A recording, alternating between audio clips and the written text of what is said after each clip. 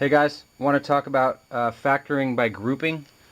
This is important. It plays into a lot of the other factoring things we're doing. It also makes the messy method a lot easier, and it's something actually to look for before we do the super messy method, and I'll show you that in class as well. But check this out. So if we have something that looks like CA plus BA, that has a GCF, right? We go through our steps. GCF is the first. We see that both of the terms have an A, so we can factor that out.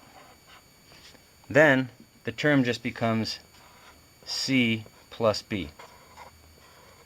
This would be like if we had, let's say, 4x squared plus 7x.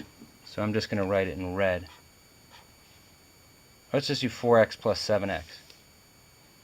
So now instead of GCFing out an A, we're going to GCF out an x.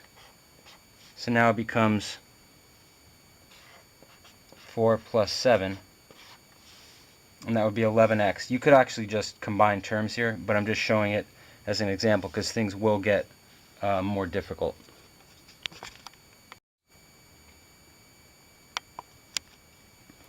Okay, so continuing with grouping. This is the example I showed you before, that you can factor at an A from something like that. Now what if we had, let's see, if we had y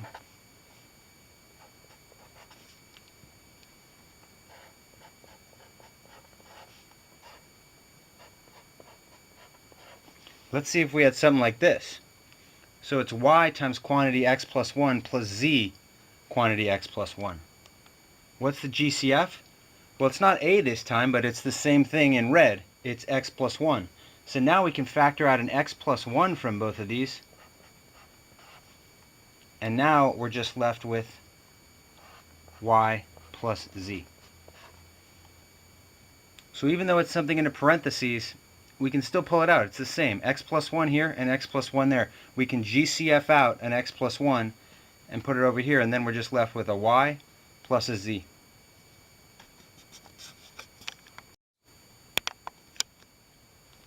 One more step with this one, just to show you a little bit of a different case. What if we had y, so let's block this problem off, and then we'll do a very similar one. What if I had y times quantity x plus 1 plus just x plus 1. There's no coefficient. It's just x plus 1 with nothing else there. In this case, you could still GCF out an x plus 1, but it's kind of confusing what you put there instead. If you think about this just as a 1 there, it's a lot easier. We GCF out an x plus 1, and then we're left with y plus 1. Even though there wasn't a 1 there, we add it. So anytime you have an x plus 1 in both terms, even if there's nothing else in the other term, when you factor out the x plus 1, you're going to have to put a 1 there to fill the space.